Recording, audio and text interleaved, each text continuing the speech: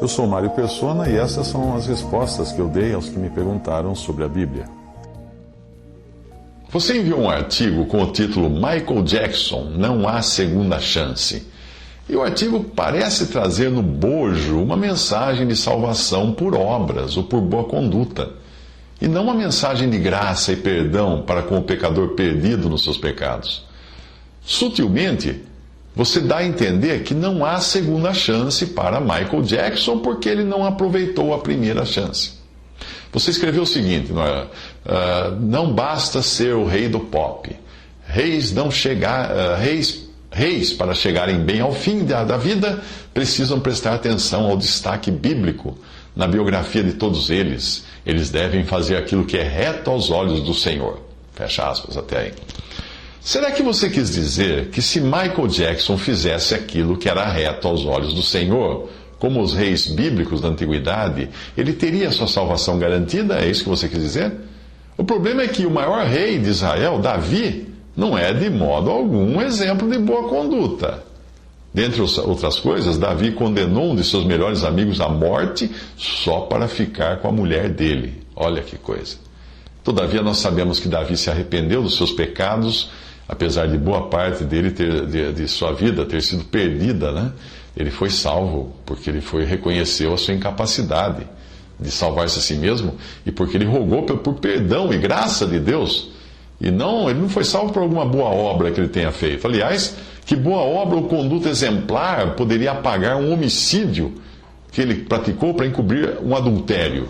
Ao que me consta, não existe no prontuário de Michael Jackson algum homicídio do gênero. Nós não sabemos ainda se Michael Jackson creu no Salvador Jesus, mas o céu certamente será um lugar cheio de surpresas. Você não acha isso? Você não acha isso? Mas continuando agora o que o seu texto disse, você escreveu o seguinte, abre aspas, e por que devem fazer o que é reto? Porque não há segunda chance, a nossa vida é o nosso tempo. Michael Jackson teve 50 anos à sua disposição. Até o momento, Deus concedeu-me 45 anos. Após o último e definitivo suspiro, findam-se as chances. Neste momento, a nossa sentença eterna já está determinada nas mãos do Pai. Fecha aspas. Será que com isso você está querendo dizer que nos seus 45 anos você tem aproveitado bem a chance que Deus lhe deu, mas que Michael Jackson não fez isso? Será que é isso que você quis dizer? O seu texto parece indicar que se nós aproveitarmos o tempo que temos para fazer aquilo que é reto aos olhos do Senhor, nós estaremos salvos. Mas o problema é que ninguém consegue fazer o que é reto aos olhos do Senhor. Você nunca percebeu isso? É por isso que nós precisamos de um Salvador que morreu para levar os nossos pecados sobre si. É por isso que nós precisamos da graça de Deus. Senão, para que precisaria de Cristo se bastaria fazer o que é reto? A minha pergunta é a seguinte: será que Michael Jackson precisaria de uma segunda chance? Como você pode ter certeza? Como você pode afirmar que ele não aproveitou, que ele não tem aproveitado a primeira chance que teve? Como você sabe o que aconteceu nos segundos que antecederam o desmaio dele? Ou mesmo nos segundos de silêncio do seu coma, do seu estado de coma, antes que o espírito dele deixasse definitivamente o corpo? Seria um segundo tempo insuficiente para clamar a Deus por salvação? Será que bastaria ele falar assim: Senhor, me salva, me perdoa dos meus pecados? Vamos ver o que Deus pensa da morte do ímpio. Uma passagem, um versículo em Ezequiel 18, 23, desejaria eu de qualquer maneira a morte do ímpio, diz o Senhor Deus. Eu não desejo antes que se converta dos seus caminhos e viva. Este é o sentimento de Deus por qualquer pecador. Você acha que Deus descansa antes que o espírito se separe definitivamente do corpo? De modo nenhum, porque ele não tem prazer na morte do ímpio. Do modo como você escreveu o seu artigo, eu não diria ser este o sentimento que você transmite, muito pelo contrário.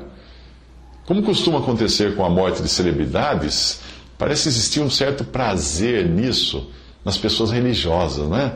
Como se ela dissesse: viu, bem feito, quem mandou não fazer aquilo que é reto aos olhos do Senhor? Eu não me surpreenderia se Michael Jackson fosse o tema principal de muitos púlpitos nos dias que se seguiram a sua morte, com muitos pregadores tentando fazer dele um exemplo de como uma vida de exageros e pecados leva à morte e ao inferno. O problema é que nos evangelhos eu encontro tantos Michael Jacksons com suas vidas totalmente desestruturadas, que tudo leva a crer que é mais fácil um Michael Jackson ser salvo do que o religioso, que pode ser encontrado neste momento em algum púlpito falando de Michael Jackson como um perdido. O próprio Senhor disse aos fariseus, os que ocupavam os púlpitos daqueles dias, que os publicanos e as prostitutas os precederiam no reino de Deus. É curioso isso, não é? Se você ler com atenção os evangelhos, verá que em momento algum o Senhor Jesus usou de chicote ou ameaçou de fogo ou enxofre os publicanos, prostitutas e outros Michael Jackson da vida.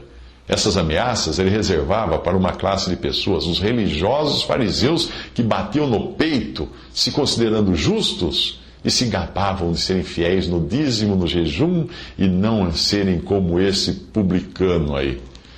Eu não posso deixar de me lembrar também de um homem que viveu torto a vida inteira e nem sequer podia dizer que contribuiu de alguma forma com a sociedade, seja por seus dotes artísticos ou por ter dado emprego a milhares de pessoas, como fez esse cantor. Aliás, esse homem não proporcionava o sustento de outros, mas roubava o sustento dos trabalhadores. Que homem terrível esse! Porém, para esse homem bastou ele balbuciar: Senhor, lembra-te de mim. Em meio a um sofrimento do seu martírio, ele balbuciou isso. E ele recebeu do Senhor a certeza da sua salvação eterna. Se eu fizer vista grossa a sua mensagem de salvação por meio de uma boa conduta, que o seu texto parece anunciar, e usar de boa vontade para achar que a sua intenção foi alertar o pecador para que se arrependa antes que seja tarde, mesmo assim eu diria que o exemplo que você tomou do Michael Jackson foi infeliz.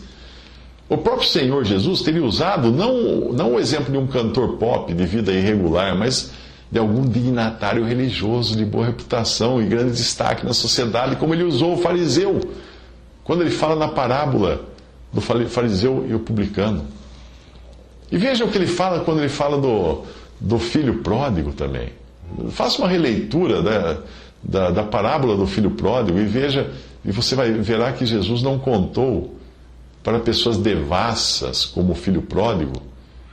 Portanto, não é aquele filho devasso o exemplo que ele quer mostrar na sua parábola. Veja antes de ele começar a contar a parábola, para quem ele vai contar aquela parábola do filho pródigo. Não é para um grupo de devassos, de filhos devassos. Não. Ele está contando a parábola para os religiosos fariseus, exatamente aqueles que não tinham nada de Michael Jackson ou de filho pródigo, filho perdido, filho desviado. Eles eram muito mais parecidos com o filho mais velho, que ficou na casa do pai fazendo tudo de acordo com o figurino, mas que em momento nenhum demonstrou estar arrependido porque ele era religioso. Ele não quis entrar na casa quando o pai o chamou para entrar na casa, ele não quis. Ele queria só fazer um churrasco com seus amigos. Nunca se esqueça disso. Cristo Jesus veio ao mundo para salvar pecadores. Apenas os que não se considerarem pecadores, para esses, a salvação é impossível. Esses não podem ser salvos. Não há chance alguma. Para o Michael Jackson, se no último suspiro ele pediu por salvação, ele pediu por perdão a Deus, a Cristo, ele creu em Cristo no seu último suspiro, ele foi salvo.